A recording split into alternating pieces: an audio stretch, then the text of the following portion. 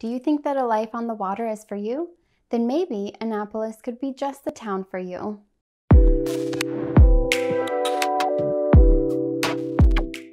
Hey team, my name is Emily Howlett and I'm a local real estate agent here in Virginia and Maryland. Annapolis, fondly known to locals as Crabtown or Naptown, is a great area if you're looking to be super close to the river and bay.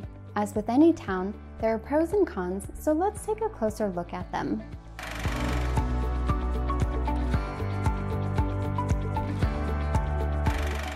One of the biggest perks of living in Annapolis is the easy access to the water. As you can see from this map, Annapolis and its suburbs are not far at all from the coast. Whether your interest is waterfront dining, taking your dog to play in the water, or being out on the water yourself, you have plenty of options. If you have a boat and are looking for boat ramps, there are two available, Truxton Park and Tucker Street boat ramps. If you have a smaller craft, you can use Truxton Park, Tucker Street, or various other ramps spread throughout the area. If you're like me and love food, Annapolis has tons of options, from simple delis to upscale fine dining. The downtown alone is full of places to check out, including one of my personal favorites that you should be sure to visit, Miss Shirley's. And if you're not in the mood for downtown, there are also plenty of options a little further out in town. Speaking of downtown, the downtown area of Annapolis is amazing. You could spend hours exploring the streets, relaxing in cafes, watching the boats on the harbor, and checking out the various museums and events. Even in cold weather months, when you think things might be empty, there's still plenty to do. There are also pedestrian or boat tours if you're looking for something a bit more guided rather than self-directed. One of the big benefits of Annapolis is the close proximity to so many places. If you're looking to get out of Annapolis and check out one of the other cities in the area, Baltimore is only a 40-minute drive away, while DC is 45 minutes away. Keep in mind that these times are without traffic, so it might be a bit longer depending on how the roads look. And if you work at Fort Meade, which is a major employer in the area, you'd be looking at only about a 30-minute drive. Even if it might seem kind of removed from everything, Naptown is actually pretty central. If you're a big traveler, whether for business or leisure, you're in luck.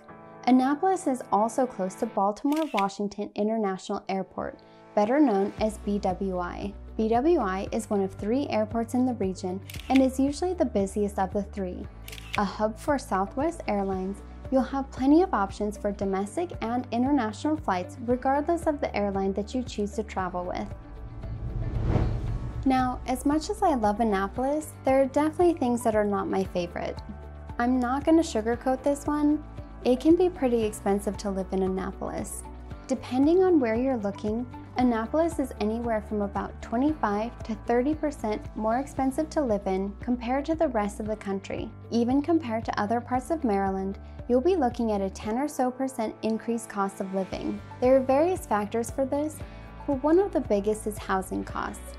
In short, be prepared to shell out a little more than normal. Annapolis might seem like a pretty small town, and you would probably think that traffic wouldn't be an issue. Now, for a lot of the city, you would be right. However, that's not the case the closer you get to downtown. Due to small roads, one-way roads, limited parking, and lots of locals and tourists alike coming to admire the city or just to relax for a bit, the roads can get congested pretty quickly.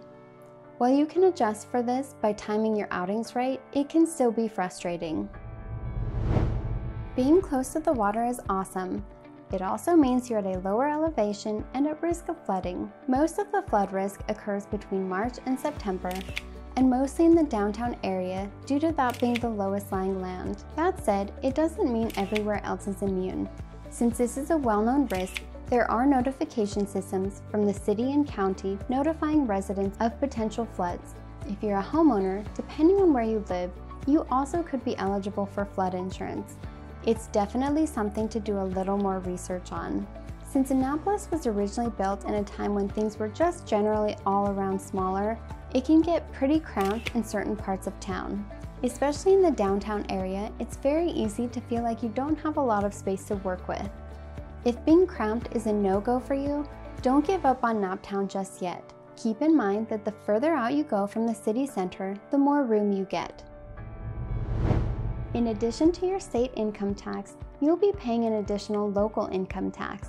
This local tax applies to all areas in Anne Arundel County, of which Annapolis is one.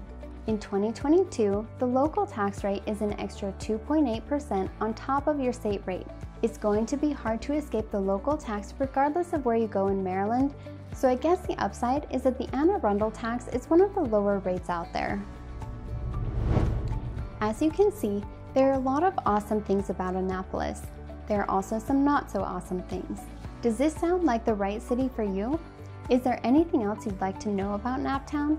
Let me know in the comments below. Or better yet, reach out to me directly through text, email, or a call. I'd love the opportunity to help you out. Last thing, before you go, don't forget to like and subscribe if you thought the video was helpful and you want to see more like it. Until next time.